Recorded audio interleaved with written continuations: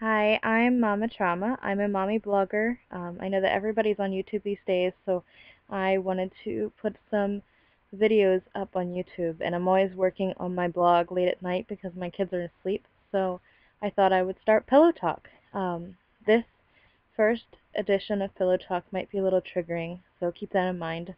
Um, I wanted to ask if you believe in rape. Not if you say it's okay, obviously, but if you believe that it happens. Do you believe that sexual assault happens? Do you believe that there are times when rape isn't really rape? I want you to imagine this story. A man tells a woman to get into bed, and then flings her legs open and inserts his fingers. That sounds a little kinky, right? Maybe, if you're into that. Well, what if in the story the woman said no before he started? What if in the story the woman told him no and to stop while his fingers were inside of her? And what if in this story he didn't stop? And when he did stop, after she pled and pled and pled, he left his fingers inside of her without moving them and asked her if she really wanted to do this? What if this story was real? Would you say it was rape? Would you say it was sexual assault?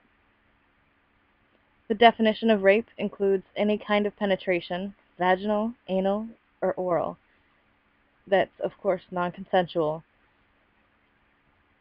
Some of you who have been with me since I started blogging at Mama Trauma know this story. This is my story.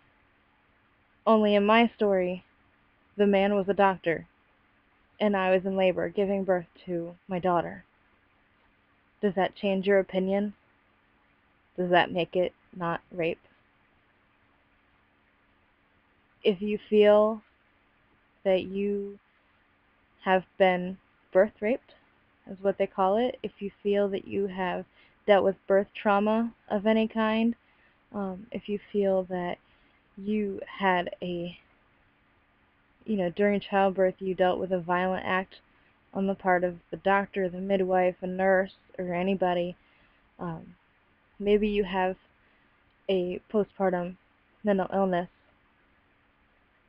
we're here for you. That's why I started the blog, because I didn't feel like there was anybody that would listen to me, because it was a doctor.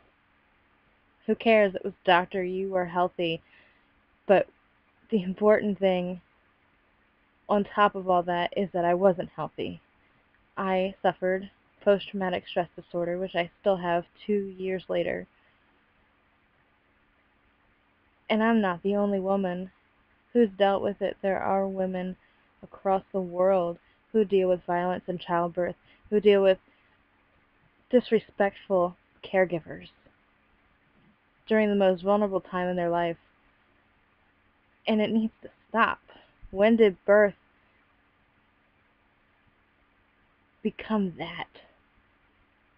When did we lose all of our rights